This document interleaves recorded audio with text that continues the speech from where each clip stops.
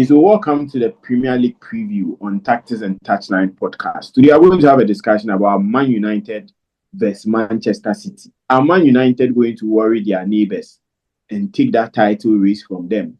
Or they are going to be available for Manchester City to beat them so that Manchester City can go on to win the Premier League or fight with Arsenal for that particular Premier League?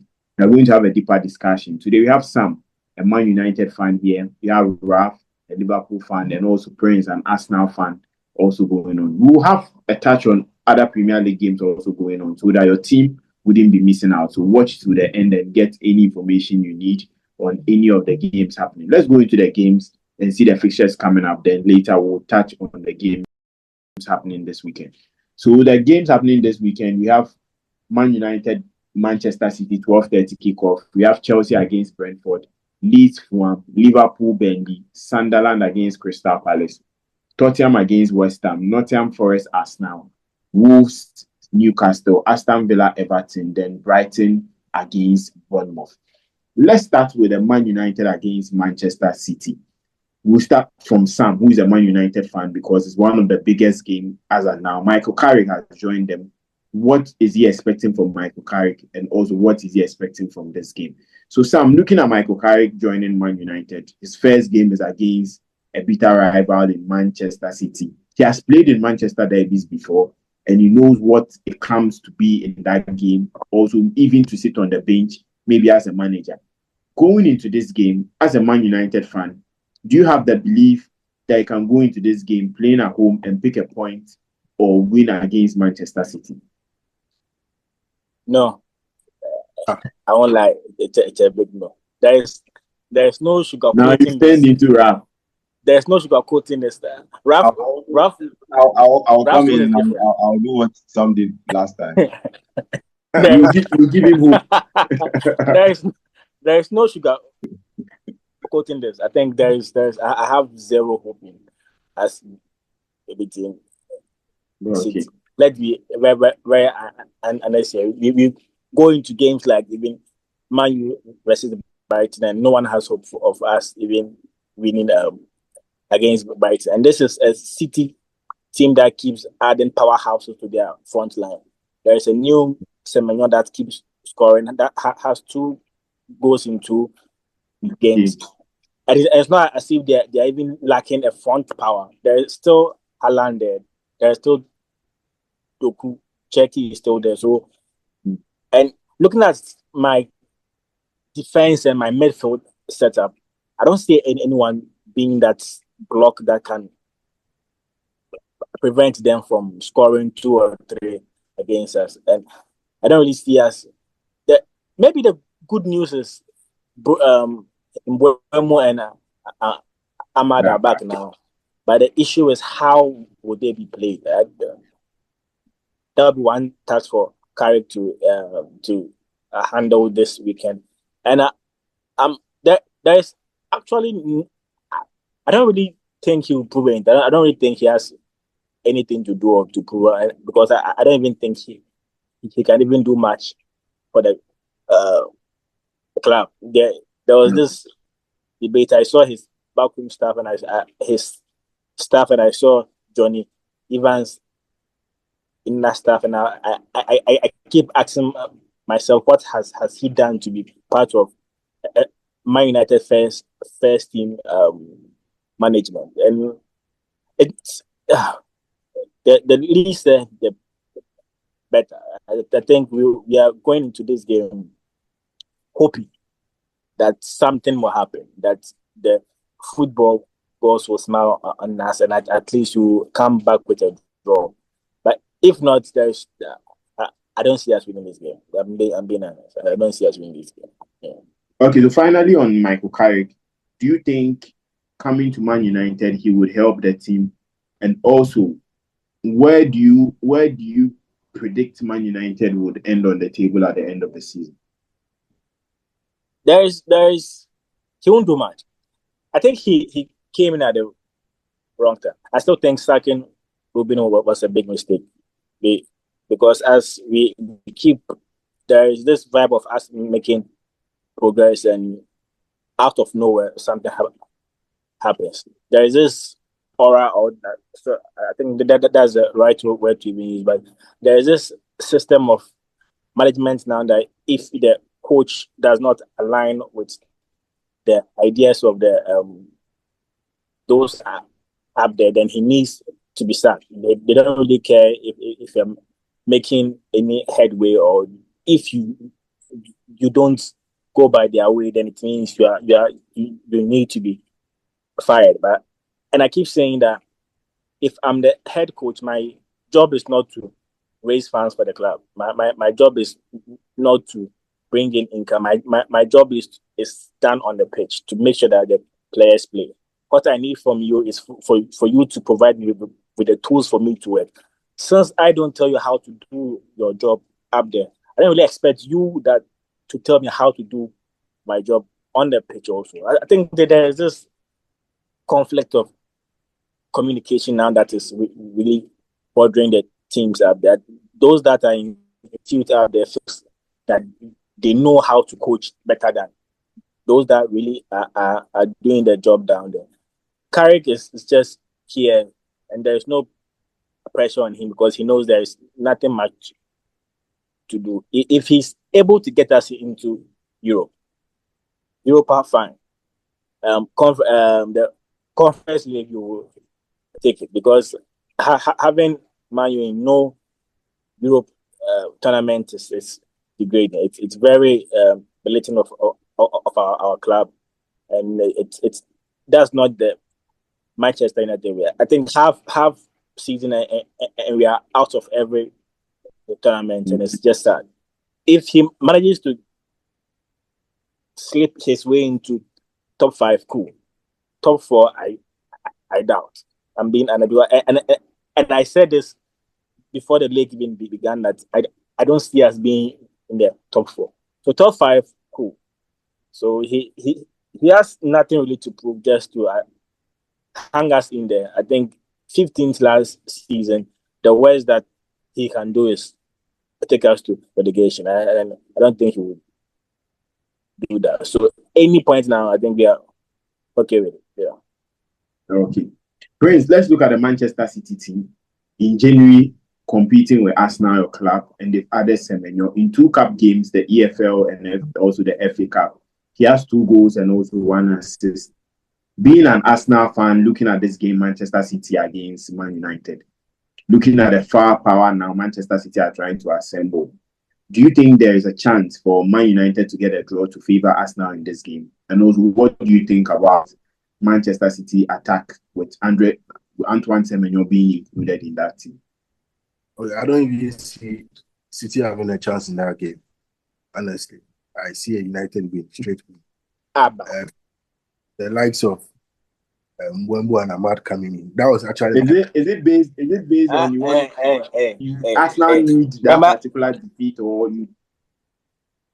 tactically you think City doesn't have a chance? No, it's because I have that conviction that United is winning that game. Honestly, hands down, United is winning. And so if United are playing Arsenal after that game, you believe United can beat Arsenal? Oh no. You know, funny enough, when it's Man U versus Arsenal, I'll change my ways. Don't worry. Okay. Okay, so okay. To be honest, this is a derby. Usually when it comes to this rivalry games, it has its own way it plays sometimes, and especially being an early kickoff, it has a way of playing it into the weaker team's hands. Some way, somehow, you realize that the team that is weak on paper gets the advantage at the end of 90 minutes. And I see a similar thing happening this Saturday in the Manchester derby. Fine, City has the Semenyos, has the Haaland, and all those guys up front, Cherki, Foden, Tijani, Renders, and all that. Their attack is so as good as any team that wants to compete for the English. But one thing people are not looking at is with the fact that City has a very bad defense. Their defenders are lots of injuries. Yeah, two of their defenders are out. Gavadio and Diaz are all injured. So probably there will be a Kusanov or someone pairing Kusanov in there. I think that the game they played against Newcastle like this, it had to have Pep Guardiola shifting the left back to play a DM. Yeah. Just because he wants to manage the games for the likes of their DM. What's his name? The Ballon d'Or winner, Rodri, and also Nico Gonzalez in there. So I think people are not speaking much about it because at the end of the day, City gets to win their games and they don't really look at the defense. I'm looking at Carrick coming in with that new manager bounce from teams, and personally, this game being played at Old Trafford will have a huge boost for Manchester United. Honestly, I see this game. City will drop points. City is definitely going to drop points in this game. I don't know what Sam is seeing. I don't know how Sam is viewing the game, but from a critical, analytical point, well, I think he doesn't have the believers from a selfish point, not from a critical analytical point. You are just praying for your team. No. City is going to drop points at the end of that match. Ralph, let's look at this game, a Manchester derby. We know Manchester derbies. Last season, Ruben Amorim did that particular win over Manchester City. Now he's not in the dugout for Man United. There's a new coach in Michael Carrick coming in. Pep Guardiola has added Antoine Semenyo to his attack. It feels like his attack is a bit lighter, looking at having 3 draws in a row. What do you think this game is going to play out? Is Michael Carrick going to motivate this boy on some of the derbies he has played in? Or with Manchester City's inclusion with Antoine Semenyo going to play a key figure? Because when it comes to one player who has a lot of goals against Man United, Antoine Semenyo's name will be mentioned. His recent game against them, he had a goal against them. Do you think he's going to play a big factor in this 12:30 kickoff? Sam has totally downplayed Man United. He has rubbished the club. But you see, this is a proper local derby. When they say local derby, Man United, Man City, some 10 years ago, this wouldn't have been a big game because United under Alex Ferguson, or maybe 15 years ago, this would have been a big game for United. But then City they have done a lot. We won to UCL. On paper, currently, City is playing way better than United, a team that is competing for the league title. Other team who has sacked its manager back and forth. But they have a new manager in Michael Carrick. They also have they have also boosted their squad with the inclusion of Amadou Diallo and then Brandon Mbeumo, who are all back from. But I don't know if they are going to be fit for that game, if they are going to be okay for that game, if the medical team assesses them. And then also be fit for that game. All right. Now, this is part of Man United's medical team. I'm telling you. So right now, Michael Carrick is a club legend. He knows what is at stake when Man United is playing against Manchester City, especially at Old Trafford. And in as much as Sam has been very, very critical. On paper, City ticks every box. On paper, Man United comes nowhere close because losing to Brighton and Hove Albion, etc., you can't. But the club legend in Michael Carrick knows what is at stake. And if Michael Carrick wants the fans to rally behind him, even though he's not going, I don't know, but even though he's not going to be a permanent manager for Man United, if there's any good thing he can do for the club now, is by getting points against Manchester City at the Old Trafford on Saturday, early kickoff. If Michael Carrick is able to do this, he's a club legend, they respect him so much. But if he's able to get the win, then there are some games which doesn't follow form guys and tactics and systems. Go in there, prove yourself, show a lot of fight, show a lot of determination. And I feel the United team has gone down after the Ruben Amorim sack. The club has gone down a little bit. If there's anything that's going to lift the team in terms of confidence and morale, is when they are able to beat. If I don't use form guard as an example, I don't use form guard as an excuse here. The Man United players should go in there, fight for every ball, make sure that they play with their heart and give their fans something to smile about. Because for a long while now, Man United has been in a very bad situation. City have boosted their squad with Antoine Semenyo, who is flying. Semenyo is scoring. He's doing all his good things. But then Prince also raised a point. Vardiol is out injured. Ruben Dias is out injured. Their defense is there for the taking. United shouldn't be afraid. They should go in for every ball and then they can get something from that game. So I see that game, United picking points in that game, if not a draw. Okay. So, Sam, what will be the scoreline for this particular game? Man United against Manchester City. 3-1. 3-1 against United. Man United. 3-1 against United. Very simple. Don't let anyone go. You want City to close the gap. That is why. No. Let me tell you how the PRO of Man United. What do you think the scoreline will be? I think when you asked Sam that question, I sense in my spirit was a 3-1. Now you turn into a pasta. Sam didn't get it. It's a 3-1 win for United. Sam didn't get anything. No, we need the idea. Rob, what do you think the scoreline will be in this game? 1-1 scoring draw. 1-1 scoring draw. I want us to look at some of the Premier League games also happening. Chelsea against Brentford, with Leon Rossoneri joining Chelsea. He had a big game against Arsenal, a 2-3 scoreline where there is a second leg will be played at the Emirates. Sam, looking at this game, I don't know if you had a chance to watch that particular game, but looking at the scoreline coming into a game at Stamford Bridge against Brentford, do you think he's getting things in place and maybe he would get that 3 points against a team in Brentford? Probably, yeah. I think he has come in at the right time with the right matches in place. He played against Charlton. He had goals against Arsenal. And looking at this Arsenal team, it's not that easy to have to score two goals against them. So I think he has that energy, and the players will have this belief that it's possible. And playing against a Brentford team that hasn't really been at that level in this Premier League this season, I think they'll come out with a win. I think they'll find a way to win this match this weekend. Yeah.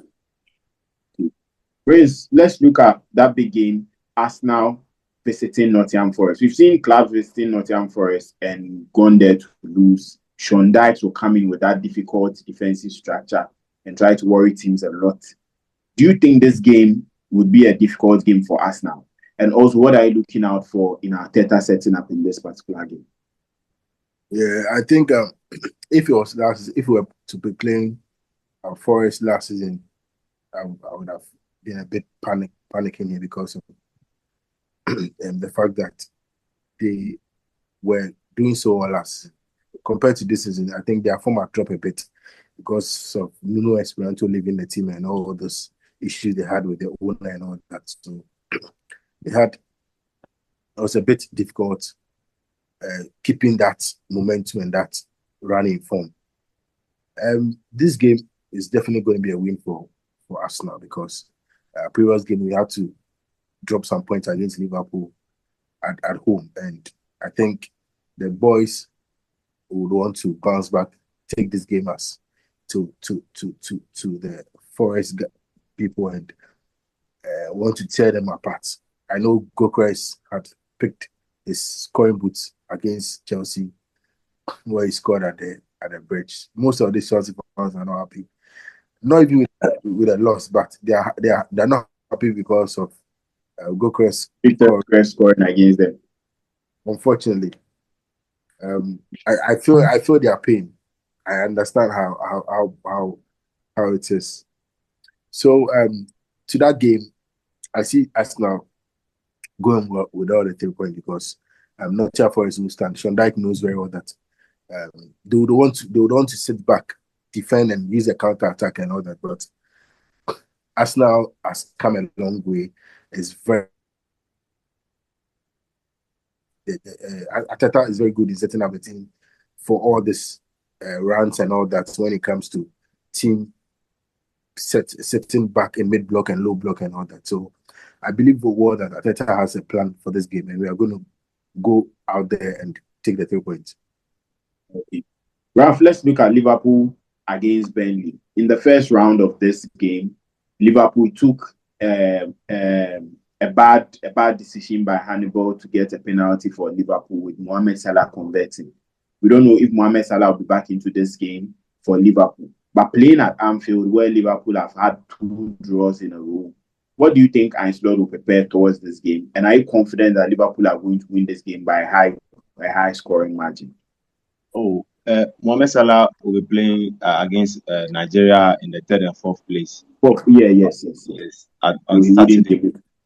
Yes, on Saturday, so he will not be available. Maybe next week is when Mohamed. Against Burnley, Liverpool were really convincing against Arsenal. We dominated that game, but then we played against Barnsley, and even though we won by 4-1, some of our fans were still not happy with our performance.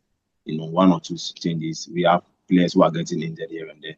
Yes, luckily for us, Frimpong is also picking the pieces together. So far, if Liverpool is finding it difficult to break things down, Frimpong with his pace, he's able to weave through and then pull out, and then we have somebody tapping in. So against Burnley are not in a good position on the league log, and Liverpool at Anfield. We've lost games this season at Anfield. We've losing to PSV and Hoven, losing to Nottingham Forest and other teams like that. So I believe very well that against Burnley, Liverpool, it's not going to be a high-scoring game, maybe 2-0, 2-1, because we are conceding.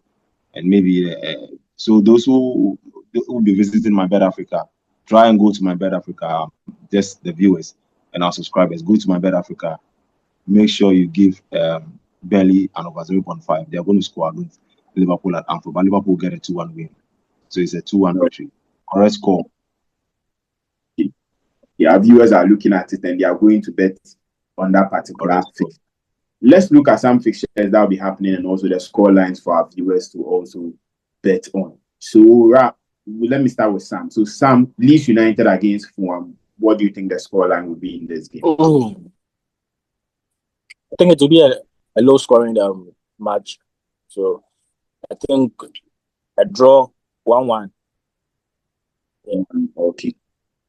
Prince, let's look at Sunderland against Crystal Palace. Who is going to pick the win and what scoreline are we looking at? Sunderland is playing Sunderland is playing home, yeah. That'll be a tough game. I think Sunderland will pick a slight win in there, maybe a 2-1 win for Sunderland. Okay. Ralph, Tottenham Hotspur against West Ham United. Tottenham will win. They have appointed John Heitinga. Yes, now he has joined their staff. And this guy too is back, Conor Gallagher. Good. John Heitinga was assistant guy who helped Ancelotti last season. He's a defender, so he understands the defensive dynamics into the game. But he went to Ajax and things didn't go too well. So he been added to the Tottenham team. I feel they are going to be solid defensively now. And Tottenham are so bad now, but against West Ham are so bad in a very bad shape. So Tottenham 3, West Ham 0. Tottenham 3, West Ham 0. Sam, let's look at Wolves against Newcastle. Wolves have been on a good form in their last game against West Ham. They are facing Newcastle at home. What do you think the scoreline will be? I don't know what is happening at Newcastle this season. They came in with high hopes, but I think along the line it's been rough. Wolves are trying to pick themselves up also, but with Newcastle playing against City last time and coming out with a draw, I think they'll win this fixture against Wolves. So I'm tipping a 2-0 win for Newcastle. Prince, let's look at Aston Villa against Everton. Aston Villa are closer to the league title. They are trying to get closer to the likes of Arsenal and Manchester City. The game at home against Everton. What will be the scoreline for this game? I see a 2-0 win for Aston Villa in that game. A 2-0 win for Aston Villa. And our last game, Brighton against Bournemouth. Raf, looking at this game, Bournemouth are losing Antoine Semenyo, one of their key players, with 8 goals for their team. and Brighton picking a win against Man United, coming with a big motivation in this game. What do you think the scoreline would be? 3-3. 3-3. Okay. Okay, a 3-3 scoreline.